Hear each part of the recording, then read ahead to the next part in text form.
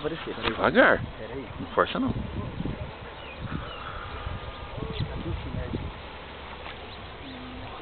Peguei.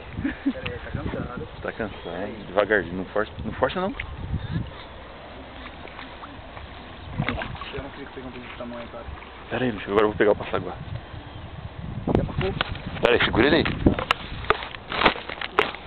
Pô, aqui na máquina filma.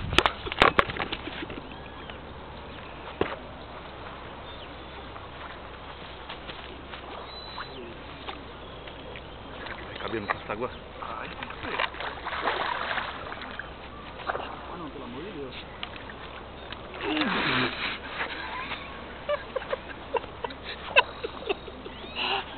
Galera.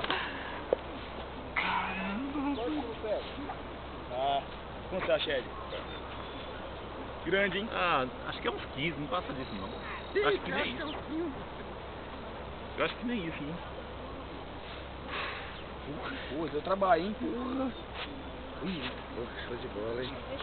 Gostoso, né? Gostou. Que bom demais. Ixi, tá dando nariz. Vou pegar ali, cara.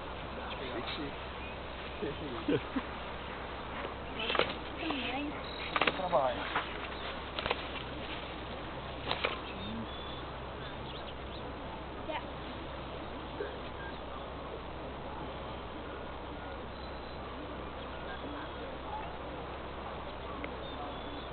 Não vai ser. Por isso que não escapou, né? Bem preso. Ficou bem no osso, né? Essa parte que tá aqui pra ver, né? Arregação não dá.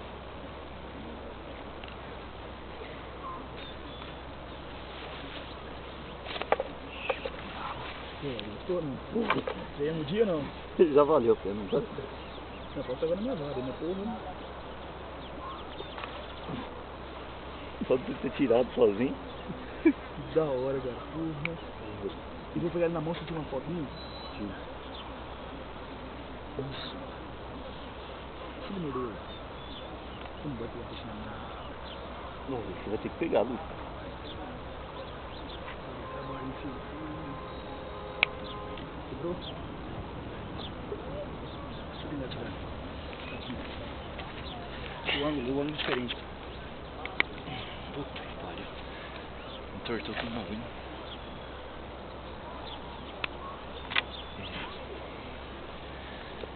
Pera aí, segura ele. Cara, vai cair.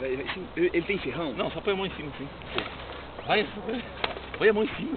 Eu vou pegar a máquina. Que tá filmando ali. Não tem ferrão isso aí, só não pôr a mão na boca dele. Puxa, é forte, hein?